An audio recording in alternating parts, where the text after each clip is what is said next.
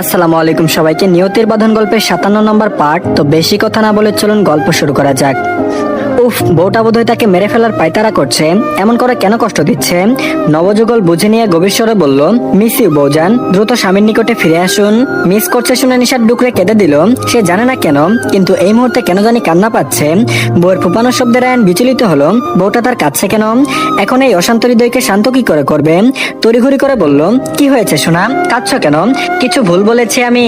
নিশাদ বলল, আপনাকে ভীষণ কাছে পেতে ইচ্ছে করছে রায়ান, খুব মনে পড়ছে। তৎক্ষণাৎ বউয়ের ধরাসরের সরল জবাব পেয়ে রায়ানের অশান্ত মন শান্ত হয়ে গেল। বউটাও তাকে মনে করছে। দুজনের একই অবস্থা ভেবে ঠোঁটের কোণে খুশির ঝিলিক দেখা দিল। রায়ান সুযোগ পেতেই বলল, তাহলে কাল গাড়ি পাঠিয়ে দিই, চলে আসো আমার কাছে। নিশাদ বলল, না, আমি আব্বুর কাছে থাকতে চাই আরো কিছুদিন। খুব খুশি খুশি মুখটা ফাটা বেলুনের মতো চুপসে গেল। এই তো বললো মিস করছে, কাছে পেতে চাই, আর এখন বলছে আসবে না। গুমরা মুখে বলে উঠল, ঠিক আছে থাকো যতদিন ইচ্ছে, কিন্তু আর একবারও বলবো না যে আমাকে মিস করছো। স্বামীর রাগ বুঝতে পেরে নিশাদ ফুপানোর মাঝেও হেসে ফেললো। সেই হাসি যেন রায়ানের বুকে গিয়ে লাগলো। নিশাদ নিজেকে সামলে অনুরোধের স্বরে বলল, মাত্র 2 দিন থাকি, ঠিক আছে, তারপর আবার আপনার কাছে ফিরে যাবনি। ইচ্ছে হলো বলতে এই মুহূর্তে ফিরে আসো, 2 দিন অনেক সময়। কিন্তু বউকে আর কষ্ট দিতে চাইলো না, নিজের মনকে বুঝিয়ে বলে উঠল, ঠিক আছে, কিন্তু আপাতত স্বামীর সাথে কথা বলো, সে যতক্ষণ না ঘুমাবে ততক্ষণ লাইনে থাকবে। নিশাদ মেনে নিল। তার কাছে মনে হলো তারা প্রেম করছে। প্রেমিক প্রেমিকার মতো রাত জেগে কথা বলে পার করতে হবে, একে অপরকে মিস করে কষ্ট পেতে হবে। কাছাকাছি আসার পর এই তাদের প্রথম দূরে থাকা। খারাপ লাগার পাশাপাশি বিষয়টি এনজয় করছে খুব। হাসি মুখে কত রাত স্বামীর সাথে গল্প করে কাটালো জানে না। একটা সময় দুজনেই তন্দ্রাদেশে হারিয়ে গেল, কিন্তু ফোনের সংযোগ বিচ্ছিন্ন হলো না। উভয় পাশ থেকে ভেসে এলো শুধু উচ্চ নিঃশ্বাসের শব্দ। আর এদিকে নভমণ্ডল জুড়ে তারকারাজের খেলা চলছে। কে কত উজ্জ্বলতা ছড়াতে পারে তার প্রতিযোগিতায় নেমেছে বোধ হয়। আর তাদের মাঝখানে সগৌরবে দাঁড়িয়ে একটা অর্ধবাঁকা চাঁদ, যার উজ্জ্বলতার পাশাপাশি সৌন্দর্যে মুগ্ধ হয় প্রতিটি প্রাণী। রাতের প্রকৃতির সৌন্দর্য বর্ধিত করতে ওই চাঁদের যেন জুড়ি মেলা ভার। ওই চাঁদ মানুষের খারাপ সময়ে মন ভালো করার সঙ্গী, আবার সুখের সময়েরও সঙ্গী। চাঁদের সৌন্দর্য উপভোগ করতে চায় না এমন মানুষ বা সময় বোধহয় খুব কমই আছে। ঠিক ওই চাঁদটার মতো মনে হলো নিশাদকে তার স্বামীজানের কাছে। বউ না থাকায় বন্ধুদের সাথে এসেছে আড্ডা দিতে, অথচ বন্ধুদের পাশে রেখে তাকিয়ে আছে সেই দূর আকাশের চাঁদের পানে। চাঁদের মতো যেন তার বউ সব সময়ের সঙ্গী, আর এখন সে চাঁদ তার আকাশে বিলীন হয়ে আছে। তাই প্রকৃতির আকাশে চাঁদটা তার মন কাটতে ব্যর্থ হচ্ছে। মনটা যেন শুধুই তার একান্ত রমণীর নিকটেই পড়ে আছে। 3 বন্ধু চা খেতে খেতে রায়ানের পানে তাকালো, হয়তো বন্ধুর মনোভাব বোঝার চেষ্টা চালাচ্ছে। আবিদ হঠাৎ ভাবুক হয়ে মজার স্বরে বলে উঠল, এই আকাশ, রিমি ভাবি তোকে ছেড়ে যখন বাপের বাড়ি যাই তখন তুই কি এমন ভেটকি ধরে থাকিস? তখন কি মনটা তোর ভাবির জন্য ছটফট ছটফট করে? মনে হয় বউরে এনে নিজের পকেটে ভরে রাখি? আবিদের প্রশ্ন শুনে আকাশ আর প্রান্ত হেসে ফেললো। রায়ান দূরদেশ থেকে চোখ হাঁটিয়ে আবিদের পানে তাক করলো। নিয়ন বাতির আলোতে রায়ানের তীক্ষ্ণ দৃষ্টি ঠিকই উপলব্ধি করলো, কিন্তু তাতে আবিদের কিছু এলো গেল না। আকাশ হেসেই প্রত্যুত্তরে জানালো, তুই ভাই বিয়ে করে নে তাড়াতাড়ি, তাহলে বুঝতে পারবি বউকে ছেড়ে থাকতে ঠিক কেমন লাগে। আবিদ বলল, শুন ভাই, আর যাই হোক রায়ানের মতো দেবদাস আমি হব না রে। এই বালটা নাকি বই মানতো না, এখন এরে দেখলে কেউ বিশ্বাস করবো? আজাইরা ভাব যত সব। আবিদের কথায় বাকি দুজন পুনরায় না চাইতেও জোর করে হেসে ফেললো। আর রায়ান কটমট দৃষ্টি নিক্ষেপ করলো। তা দেখে আবিদ রাগত স্বরে বলল, তার মানে তাকাবি না আমার দিকে? ভুল কি বলেছি? হ্যাঁ, ভাবি গেছে কাল একটু বাপের বাড়ি, আর তোর ভাব দেখ, তোরে ডিভোর্স দিয়া যেন চলে গেছে। তখন থেকে দেখ ভেটকাইয়া আছস। আজব, বারবার বউয়ের কথা বলাই যেন রায়ানের বউয়ের জন্য মনটা আরো ছটফট করে উঠলো। বন্ধুদের পাশ কাটিয়ে চলে যেতে যেতে দুজনের উদ্দেশ্যে বলল, তোদের ওর বকবকানি শোনার ইচ্ছা থাকলে শুন, আমি যাচ্ছি। আর ওরে বলে দে আমাকে নিয়ে না ভাবতে, এখন আমার বউ আছে আমাকে নিয়ে ভাবার জন্য। বলে পিছু দাঁড়িয়ে আর কারো কথা শোনার প্রয়োজন মনে করলো না। গাড়িতে চড়ে সাই সাই বেগে চলে গেল।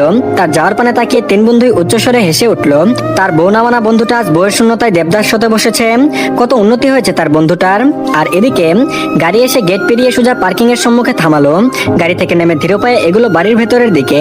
পায়ের চলন এমন যেন বাড়িতে যেতে ইচ্ছে করছে না। কাল রাতে বউয়ের সাথে কথা বলতে বলতে অনেক রাতে একটু ঘুমিয়েছিল, ফলস্বরূপ ঘুমটাও ঠিক মতো হয়নি। আর সারাদিনের ব্যস্ততায় এখন যেন মাথা ব্যথা শুরু হয়ে গেছে। রুমে গিয়ে তো বউটার মুখও দেখতে পাবে না, তাহলে শরীরে ক্লান্তি আর মাথা ব্যথা কমবে কিভাবে? ভাবনায় যেন নিজেই বিরক্ত হলো। আবিদ ঠিকই বলেছে, বউ 2 দিনের জন্য গেছে, তার জন্য এত খারাপ লাগতে হবে কেন? আগেও তো একা থাকতো, তাহলে এখনো পারবে। আর বউয়ের সাথে ফোনে একটু কথা বলে নিলেই হবে, ব্যাস। নিজের মতো নিজেকে বুঝ দিয়ে সদর দরজা পেরিয়ে সিঁড়ি বেয়ে উপরে উঠে নিজের রুমের দিকে অগ্রসর হলো। রুমের দরজা ঠেলে যেই ভেতরে প্রবেশ করবে তখনই তাকে থমকে দিয়ে এক অদ্ভুত কাণ্ড ঘটলো। কেউ আকস্মাৎ তার গলা এক হাতে পেঁচিয়ে নিয়ে তার ঠোঁট দুটো আঁকড়ে ধরলো। হঠাৎ আক্রমণের কারণে রায়ানের হৃদয় ছলকে উঠল। পরক্ষণে পরিচিত গায়ের সুবাস পেয়ে চুম্বনরত মেয়েটিকে চিনতেও একটু সমস্যা হলো না। চিনতে পেরে যেন হৃদয়ে খুশির জোয়ার বইতে লাগলো। নিজেও মেয়েটিকে দুহাতে জড়িয়ে নিয়ে গভীর আবলিশে ডুব দিল মেয়েটার অধরে। যেন দুজন কতদিনের তৃষ্ণা নিবারণ করতে ব্যস্ত হলো। হাতের এলোমেলো বিচরণে বুঝলো মেয়েটা আজও শাড়ি পরেছে। অনেকটা সময় পর মেয়েটার কষ্ট হচ্ছে বিদায় ছেড়ে দিল রায়ান। মেয়েটার দুগালে দুহাত রেখে কপালে কপাল ঠেকিয়ে জোরে জোরে নিঃশ্বাস ছাড়লো দুজন। রায়ান চোখ বুজে থেকে এক টুকরো হেসে গভীর কণ্ঠে বলল, একটা রাত স্বামীর থেকে দূরে থেকে বুঝি উন্মাদ হয়ে গেছ? স্বামীকে ছাড়া চলছিল না বুঝি? স্বামীর কথায় বুঝি কপাল দুখানা লালিত হলো? তবে তা আলো আধারিয়া রুমে বোঝা গেল না। নিশাত আকস্মাৎ স্বামীকে জড়িয়ে ধরে বলল, আপনাকে কিছু দেখানোর আছে স্বামী যান। রায়ান বলল, কি দেখাবা? আমি নিজেই খুলে দেখি সব, তোমাকে আর কষ্ট করে দেখাতে হবে না। স্বামীর গলার স্বরে মজা বুঝতে পেরে লাজুক হেসে বলল, মজা বন্ধ করুন, আপনাকে উপহার দেওয়ার আছে। উপহারের কথা শুনে রায়ানের ভ্রু কুচকে এলো। হঠাৎ চোখ মেলে রুমের দিকে তাকাতেই দেখলো রুমের লাইট অফ। তবে রুম জুড়ে এখানে যে অগণিত মোমবাতির আলোয় আলোকিত হয়ে আছে। আজ রুমের মাঝে একটা টেবিলে একটা কেক রাখা বোধ হয়। টেবিলটা ফুল দিয়ে সুন্দর করে সাজানো। এসব আয়োজনের মানে বুঝতে না পেরে রায়ান বলল, হঠাৎ এসব কেন? আমার জন্মদিন নয়, জানা মতে তোমারও নয়, তাহলে কি একদিন দূরে থাকার জন্য এমন উদযাপন করে বাসর করতে চাইছো নাকি হানি? লোকটা সেই থেকে শুধু মজাই করে যাচ্ছে। এমনিতেই তার লজ্জা লাগছে, আর এই লোক শুরু করেছে। রেগে রায়ানের গলায় একটা কামড় বসিয়ে রাগত স্বরে বলল, চুপ করে আমাকে টেবিলের কাছে নিয়ে চলুন, নাহলে কিন্তু চুমু খাওয়ার জন্য আপনার মুখ আমি আস্ত রাখবো না। বউয়ের রাগ দেখে রায়ান আর মজা করলো না। বউকে বুক থেকেও সরালো না। কোমর আঁকড়ে একটু উঁচু করে ধরে টেবিলের দিকে অগ্রসর হলো। থেমে টেবিলের দিকে চক্ষু নিবিষ্ট করতে রায়ানের চোখ যেন থমকে উঠলো। হৃদয়ের মাঝে যেন ঝড় শুরু হলো। যা বুকে লেপটে থাকায় নিশাত ভালোই বুঝতে সক্ষম হলো। তাই তো স্বামীকে আরো একটু চেপে ধরলো। রায়ান শুকনো রূপ গিলে বুকে লেপটে থাকা বউয়ের পানে একবার তাকিয়ে পুনরায় টেবিলে রাখা কেকটার উপরে তাকালো। কেকের উপর ছোট ছোট অক্ষরে লেখা, papa we are coming soon, wait a bit for us. যা মোমবাতির অল্প আলোতেও স্পষ্ট বোঝা গেল। কেকের পাশে নিচে একটা প্রেগন্যান্সি কিট রাখা, যাতে স্পষ্ট দুটো লাল দাগ। রায়ান যেন সব বুঝো অবুঝ হয়ে গেল। কাপা কাপা কণ্ঠে বলে উঠলো, নিশাত এসব কি? নিশাত বলল, এসব সব সত্যি। We are going to be parents. আপনি বাবা হতে চলেছেন রায়ান। বউয়ের মুখে বাক্য শ্রবণ হতে রায়ান শক্ত করে চেপে ধরলো বউকে, যেন ওই ছোট শরীরটা নিজের ভেতর ভরে রাখার প্রয়াস করে যাচ্ছে। স্বামীর খুশি বুঝতে পেরে নিশাত আলতো হেসে বলল, বাচ্চাদের আব্বা খুশি তো? জবাবে আবেগ মাখা স্বর ভেসে এলো। তারপর বলল, কিভাবে প্রকাশ করলে আপনি আমার খুশি অনুধাবন করতে পারবেন? বাচ্চাদের আম্মু? ইস, এই লোকটা তাকে সুন্দর নামে ডাকতে ডাকতেই বোধহয় একদিন মেরে ফেলবে। খুশির চোটে নিশাতের চোখের পানি দেখা দিল। স্বামীর বুক থেকে মুখ তুলে হাস্যবোধনে বলল, কেক কাটবেন না? সেলিব্রেশন করবেন না? রায়ান বাক্য হলো না। বউকে ঘুরিয়ে তার বুকের সাথে বউয়ের পিঠ ঠেকিয়ে দাঁড় করালো। এক হাতে নিজের সাথে জড়িয়ে রাখলো মেয়েটাকে। দুজনে একসাথে কেক কেটে রায়ান আগেই নিশাতকে হালকা খাইয়ে দিল। নিশাত এক টুকরো বাড়িয়ে ধরতে রায়ান তা বিনা বাক্য বেয়ে খেয়ে নিল।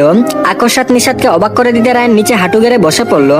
দ্বিধাহীন পেটের কাছে শাড়ির অংশটুকু ফুরিয়ে সেখানে মুখ গুজে দিল। নিশাত স্বামীর স্পর্শ পেয়ে কিঞ্চিত নড়ে উঠে পুনরায় শক্ত হয়ে দাঁড়ালো। দুজনের কেউ কোনো বাক্য বলল না। কিছু মুহূর্ত যেতে নিশাত যেন নিজের পেটের উপর ভেজা অনুভব করলো। বুকটা ধক করে উঠলো তার। লোকটা কি কাঁদছে? না হলে এমন ভেজা অনুভব হচ্ছে কেন? এমন কঠোর গম্ভীর মানুষটা বাবা হওয়ার খুশিতে কাঁদতে পারে বুঝি? অস্থির হয়ে কিছু শুধাতে যাবে তার পূর্বে ভেসে এলো রায়ানের ভাঙা কণ্ঠস্বর, আমাকে এমন এক খুশির সম্মুখীন করার জন্য আপনাকে ধন্যবাদ বউ পাখি। এর উপহার স্বরূপ এই বান্দা আজীবন আপনার দাস হয়ে থাকবে। নিশাতের চোখ পুনরায় ভরে উঠলো। স্বামীর মাথায় হাত বুলিয়ে দিয়ে বলল, দাস নয়, শুধু আমার একান্ত হয়ে থেকে যেও প্রিয়, শুধুই আমার হয়ে। রায়ান দুহাতে বউয়ের কোমরে শক্ত করে জড়িয়ে ধরে আকস্মাৎ উচ্চারণ করলো, এই বান্দা তার বাচ্চাদের মাকে অনেক ভালোবাসে। আজ বলতে কোনো দ্বিধা নেই, আমি আপনাকে কল্পনার চেয়েও বেশি ভালোবাসি বউজান। নিশাত যেন নিজের ভারসাম্য হারাতে বসলো। নিজের কানকে যেন অবিশ্বাস্য মনে হলো। লোকটা তার অপেক্ষার অবসান ঘটালো বুঝি। ডুকরে কেঁদে উঠলো মেয়েটা। বউকে কাঁদতে দেখে রায়ান নিচ থেকে উঠে পড়লো। বউকে পুনরায় বুকে শক্ত করে জড়িয়ে নিয়ে ব্যতিগ্রস্ত স্বরে বলল, আমি এসব এই জন্য বলিনি যে আপনি কান্না করেন। চুপ করুন বউ পাখি, আপনার স্বামীকে আর অশান্ত করে তুলবেন না প্লিজ। নিশাত কান্নার শব্দ থামালো। চোখ তুলে স্বামীর পানে তাকালো। লোকটার চক্ষু মাজারে যেন অবাধ খুশির জোয়ার দেখতে পেল। নিজের শখের পুরুষের সেই খুশির মাত্রা আরো প্রসারিত করে তুলতে আবেশিত কণ্ঠে উচ্চারণ করে উঠল, আমিও তোমাকে ভীষণ ভালোবাসি রায়ান নেওয়াজ। আর এদিকে কাল আসার পর ভালো লাগছিল না বিধায় তেমন কিছুই খেতে পারেনি। আজকাল সবকিছুই কেমন একটু অনীহা কাজ করে, তবে তাতে বিশেষ পাত্তা দেওয়া হয়নি। আজও খেতে বসে হঠাৎ কেমন গা গুলিয়ে উঠলো। কাল তো ভেবেছিল জার্নি করার জন্য খারাপ লেগেছে, তাহলে আজ কেন? পরক্ষণেই বমি হলো। বমি করার পর নিশাতের মনে পড়লো সেই যে তার পিরিয়ড হয়েছিল, তারপর এই 2 মাসে আর একবারও হয়নি। পরীক্ষার ঝামেলায় বোধহয় ধ্যানই দেওয়া হয়নি। সে নাকি ডাক্তার হবে। এতটা বুদ্ধু সে কি করে হলো? সে যা ভাবছে এসব কি সেই কারণেই হচ্ছে? নিজেকে একটু ততস্থ করে দৌড়ে গেল রান্নাঘরে। মাকে একা পেয়ে লজ্জা ফেলে বলে ফেললো ফার্মেসি থেকে একটা প্রেগন্যান্সি কিট এনে দিতে। মেয়ের অবস্থায় পূর্ণা বেগমও চিন্তিত ছিলেন। মেয়ের মুখে কিট আনার কথা শুনে যেন সব পরিষ্কার বুঝে গেলেন। মেয়েকে প্রশ্নবিদ্ধ না করে দ্রুত ছুটে গেলেন গ্রামের এক ফার্মেসিতে। একটা কিট এনে মেয়েকে ধরিয়ে দিলেন। নিশাত দ্রুততা নিয়ে ওয়াশরুমে চলে গেল। কিছুক্ষণ পর বেরিয়ে মায়ের সাথে অপেক্ষা করলো। ধীরে ধীরে যখন কিটে স্পষ্ট দুটো দাগ দেখা গেল, তখন ওই নিশাতের সব সন্দেহ দূর হয়ে গেল। তবে পূর্ণা বেগমকে আরো চিন্তিত দেখালেন। মেয়ের মুখে হাত দিয়ে বললেন, এই নিশাত, এসব কি অসাবধানতাই হয়ে গেছে আম্মু? জামাইয়ের মত আছে তো, আর তোমার বয়স কত কম, তাছাড়া পড়াশোনা শেষ হতে কত দেরি, কিভাবে কি করবে? মায়ের চিন্তা বোধহয় বুঝলো। মাকে আশ্বাস দিয়ে হাসি মুখে বলল, তোমার জামাই চেয়েছে তাই এসব হয়েছে আম্মু, চিন্তা করো না, এর জন্য পড়াশোনার কোনো ব্যাঘাত ঘটবে না, ম্যানেজ করে নিব। কিন্তু তুমি কি নানি হতে পেরে খুশি নও? পূর্ণা বেগম আলতো হেসে এবার মেয়েকে বুকে আগলে নিলেন, পিঠে হাত বুলিয়ে বললেন, খুশি কেন হব না, আমি ভীষণ খুশি। আমার ছোট মেয়েটা মা হচ্ছে। কিন্তু তোমার বয়সের কথা ভেবে ভয় হচ্ছে। নিষাদ বলল, এত ভয় পেও না তো আম্মু, দেখবে তোমার জামাই একাই সব সামলে নিবে। তাছাড়া তুমি দেখো গ্রামের সবাই কত অল্প বয়সে মা হয়ে যায়, আমিও পারবো, দেখো, চিন্তা করো না।